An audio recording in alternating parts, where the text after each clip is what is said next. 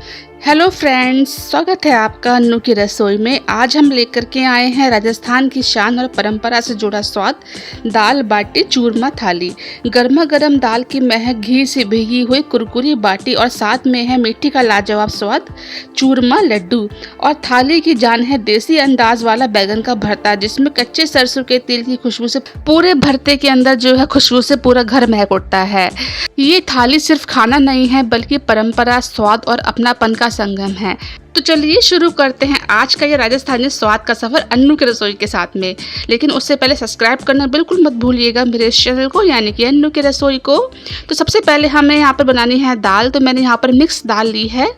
यहाँ पर सबसे पहले मैंने ली है आधा कप लिया है ये काली मसूर, आधी कप ली है मैंने चने की दाल, आधी कप ली है लाल मसूर की दाल, और आधे कप ली है मैंने ये छिलके वाली उड़द की दाल, काली दाल होती है ये, और आधा कप लिया है मैंने यहाँ पर अरहर की दाल। तो ये 5 दालों का संगम होता है, 5 दाल मिक्स करके बनाई जाती है। तो देखिए, सबसे पहली बात तो ये है कि हमें इसको अच्छे से धोना है और बस 10 से 15 मिनट के लिए हमें इसको भिगो के रखना पड़ेगा। तो आप इसको एक बार चेक कर लीजिएगा जिससे कोई कंकड़ वगैरह ना हो इसके अंदर। तो इस दाल को मैंने अच्छी तरीके से धो करके ना भिगो के रख दिया है। तो इस दाल को मैं बनाऊंगी आज इस मिट्टी की हांडी में, इससे कि और भी अच्छा स्वाद आएगा, काफ़ी अच्छी सुगंधित खुशबू आएगी। तो मैंने यहाँ पे डाल दिया है ये 3 कप भर करके पानी। ये पानी का जग जो है आधा लीटर का है, तो मैंने इसमें डाल दिया है टोटल ये 1.5 लीटर पानी। तो अच्छे तरीके से दाल को हम धो चुके थे ना, अब इसमें डाल देना है हमें। और इस दाल के अंदर अभी हमें कुछ नहीं डालना है, नमक मिर्ची हल्दी वगैरह कुछ नहीं डालना है, सिर्फ ढक करके इसको ना रख देना है जब तक हम इसके तड़के की तैयारी कर लेते हैं। मैंने यहाँ पे प्याज, टमाटर, हरी मिर्च, लहसुन ली है, इसको इस तरीके से चॉप कर लेना है। और देखिए दाल में एक उबाल आ चुका है, तो उसको खोल के देखते हैं। ये देखिए झाग जो है ऊपर आ गया है। अब झाग को हमें निकालना है सबसे पहले, क्योंकि ये बहुत ज़्यादा खराबी कर देता है बॉडी के अंदर जा करके। अभी तो हम इसे हांडी में बना रहे हैं तो हम निकाल भी सकते हैं, बाई चांस जब हम कुकर में बनाते हैं तो हम इसे नहीं निकाल पाते हैं। तो ये झाग जो होते हैं निकालना बहुत ज़्यादा ज़रूरी होता है। पहले ज़माने की औरतें जो होती हैं अंगीठी पे पतीली में दाल बनाया करती थी और वो इस झाग को निकाल दिया करती थी। तो इसी तरीके से आज हम भी बना रहे हैं। अभी हम हांडी में बना रहे हैं तो इसको निकाल देते हैं। और इसको निकालने के बाद ना आप मिक्स करेंगे इसके अंदर हम मसाले। तो इसके अंदर डाल दिया है मैंने सबसे पहले हल्दी पाउडर, आधा चम्मच डालना है हल्दी पाउडर, आधा चम्मच डालना है यहाँ पर हमें नमक, और इसके बाद डालना है लाल मिर्ची पाउडर, तो वो भी आधा चम्मच ही डालेंगे हम इसके अंदर। और थोड़ा सा मैंने यहाँ पर डाला है अदरक लहसुन का पेस्ट। अगर आपके पास अदरक लहसुन का पेस्ट नहीं है तो आप ना कूट करके भी डाल सकते हैं। तो इसको ढक करके रख देते हैं, पकने के लिए छोड़ देते हैं। तो अब तैयारी कर लेते हैं यहाँ पर भरते की, जो राजस्थानी थाली की जान होती है बैगन का भरता। तो सबसे पहले क्या करना है, हमें थोड़ा सा ऑयल लेना है और उसके ऊपर ना देखिए इस तरीके से, भरते के ऊपर नहीं बैगन के ऊपर हमें यहाँ लगा देना है। भरता तो अभी बना नहीं है, बनेगा। तो बैगन के ऊपर यहाँ पर इसको लगा देना है। इसको लगाने से क्या होता है कि छिलका जो है आसानी से निकल जाता है। ज़रूरत नहीं पड़ती है कि पानी में डाल करके ही हम इसका छिलका निकालें, बिना पानी के भी आसानी से निकल जाएगा, इसलिए ऑयल लगा देते हैं। तो मैंने यहाँ पर थोड़ा सा कट लगा दिया है इसके अंदर बैगन में, सभी बैगन में मैंने इस तरीके से कट लगा दिया है। इसके अंदर ना हमें क्या रखना है, लहसुन, क्योंकि लहसुन भी इसके अंदर डालना पड़ेगा, तो वो भुन जाना चाहिए। क्योंकि इस भरते को ना हम ऐसे बना रहे हैं जो एकदम इंस्टेंट बन जाएगा, कुछ भी इसके अंदर भूनना नहीं है। सिर्फ बैगन के अलावा हमें इसके अंदर कुछ भी नहीं भूनना है। तो ये देखिए लहसुन को भी मैं इसके अंदर लगा देती हूँ, बैगन के संग संग लहसुन भी भुन जाएगा।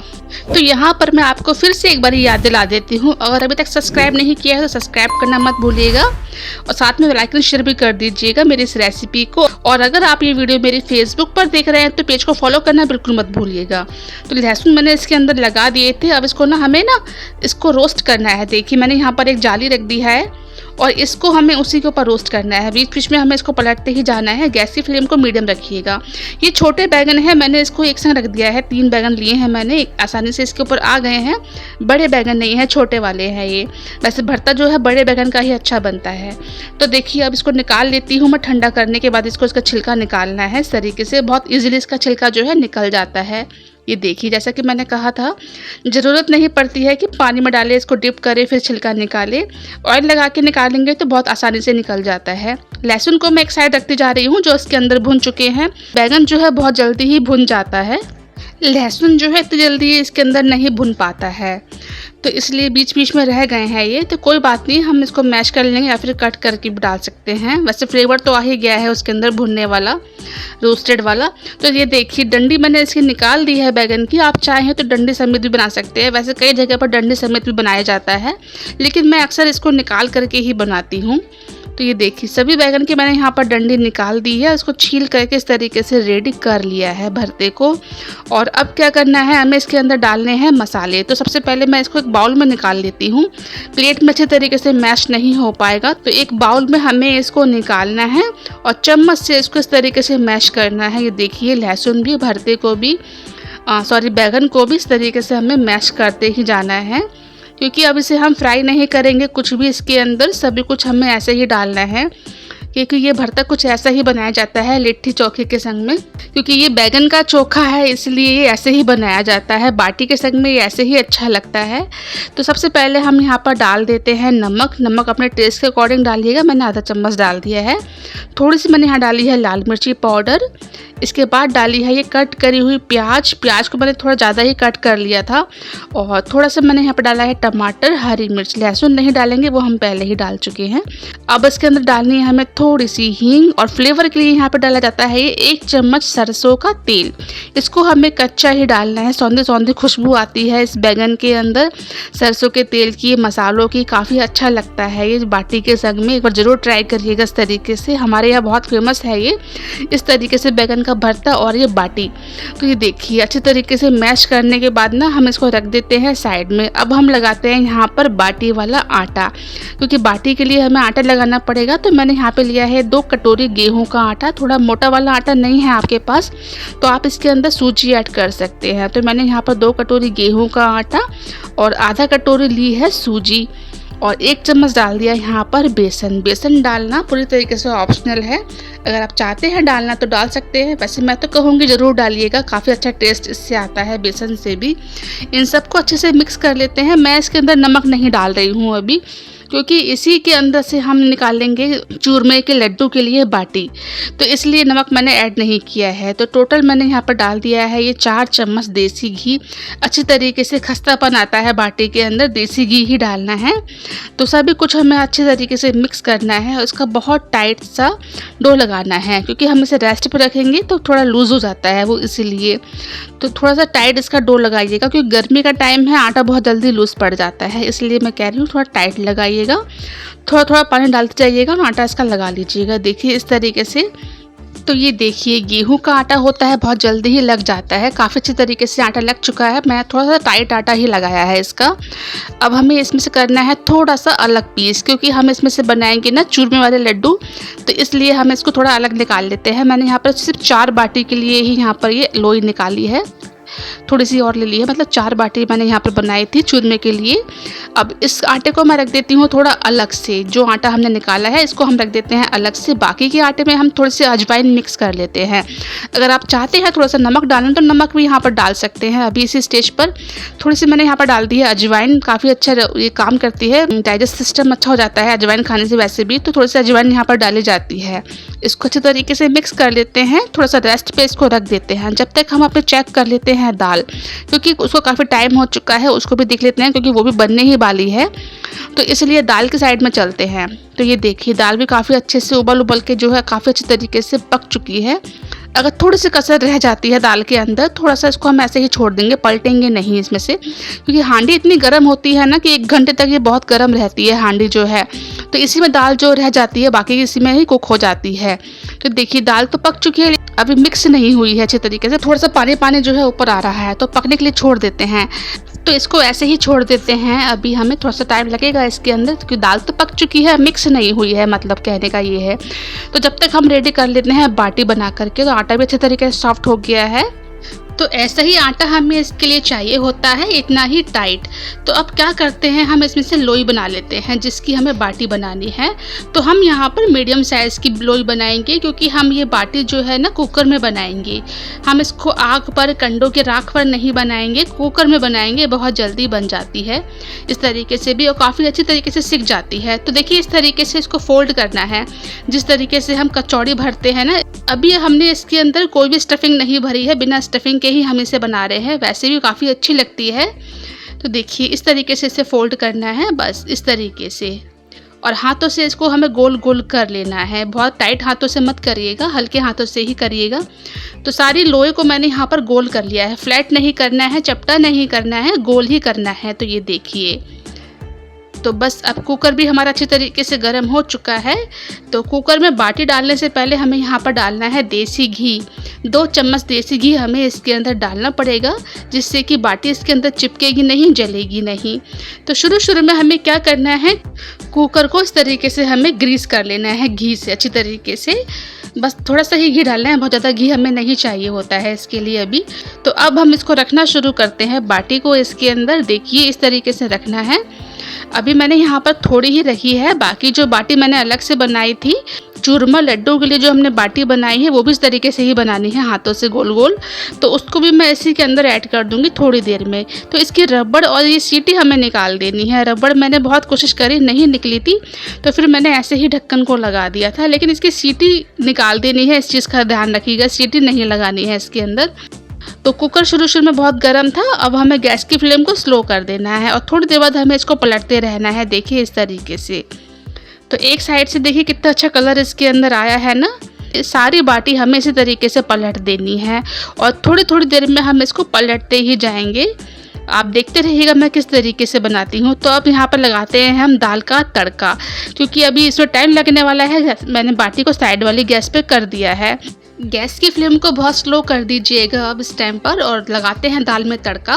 तो मैंने यहाँ पर घी डाल दिया था, कढ़ाई के अंदर डाल दिया है 1 चम्मच जीरा, थोड़ी सी हींग, कट करी हुई प्याज डाल दी है। थोड़ी सी प्याज जब कलर चेंज कर लेगी अपना, हल्की सी ब्राउन हो जाएगी ना, फिर हमें यहाँ पर डालना है लहसुन कटा हुआ, और जो हमने हरी मिर्च कट करके रखी थी वो भी डाल देनी है। थोड़ी सी मैंने यहाँ पर अदरक भी ले ली थी, क्योंकि अदरक डालना मैं आपको बताना भूल गई थी। तो मैंने यहाँ पर अदरक भी इस तरीके से कट कर लिए छोटे छोटे पीस में, इसको भी डाल दिया है। हरी मिर्ची लहसुन के ही संग में हमें इसको भी डाल देना है। अब इन सभी को हमें अच्छे से भून लेना है जब तक इसका कलर पूरी तरीके से चेंज ना हो जाए। देखिए इस तरीके से, तो अब लग रहा है ना प्याज अच्छे से भुन चुकी है। प्याज इसमें कच्ची नहीं रहनी चाहिए, अच्छे से भुन जानी चाहिए। तो अब डाल देते हैं यहाँ पर कट करा हुआ टमाटर, और थोड़ा सा पानी डाल करके हमें यहाँ पर इसको गला लेना है, टमाटर को सॉफ्ट कर लेना है। दाल के अंदर थोड़ा नमक मुझे कम लगा था और मिर्च भी कम थी, तो मैंने दोनों ही चीज़ यहाँ पर डाल दी है थोड़ी थोड़ी। आप अपने टेस्ट के अकॉर्डिंग डाल सकते हैं। तो यहाँ पर एक बार चेक कर लेते हैं बाटी को, जब तक टमाटर अच्छे से सॉफ्ट हो जाएंगे उसके अंदर। तो देखिए बीच बीच में मैं इसको पलटती जा रही हूँ और इस तरीके से इसको हिलाती भी जा रही हूँ कुकर को इस तरीके से, जिससे कि सभी तरफ से ये अच्छी तरीके से सिक जाएगी। देखिए इस तरीके से, और जब ये सिक जाएगी इसकी पहचान हो जाती है कि ये चटक जाती है। तो इसका चटकना बहुत ज़्यादा ज़रूरी होता है, तभी मालूम चलता है कि बाटी जो है अच्छी तरीके से सिक चुकी है अंदर तक। तो इसको इस तरीके से वापस छोड़ देते हैं और चलते हैं दाल की साइड में। तो ये देखिए टमाटर भी अच्छी तरीके से फ्राई हो गए हैं, ऑयल सेपरेट कर दिया है, सॉफ्ट भी हो गए हैं। तो अब डाल देते हैं यहाँ पर हम अपनी उबली हुई दाल, जो हमने ना मिट्टी के बर्तन में बनाई थी हांडी में, उस दाल को अब हमें यहाँ पर डाल देना है। तो कंसिस्टेंसी आप अपने हिसाब से रख सकते हैं, कितनी गाढ़ी चाहिए कितनी पतली चाहिए। वैसे इसके संग थोड़ी पतली दाल ही अच्छी लगती है। तो ये देखिए दाल की कंसिस्टेंसी बिल्कुल ठीक है, ना गाढ़ी है ना पतली है, इतना ही चाहिए। इसको ढक देते हैं, एक उबाल इसके अंदर लगा लेते हैं, जिससे कि दाल तड़के के संग में अच्छी तरीके से मिक्स हो जाएगी। तो ये तो बिल्कुल पक चुकी है, रेडी है। इसको रख देते हैं साइड में। और देखिए यहाँ पर बाटी को मैं फिर से एक बार पलट दे रही हूँ, और इसके बाद मैं आपको फाइनल दिखाऊंगी। ये देखिए कितना अच्छे तरीके से कलर आया है।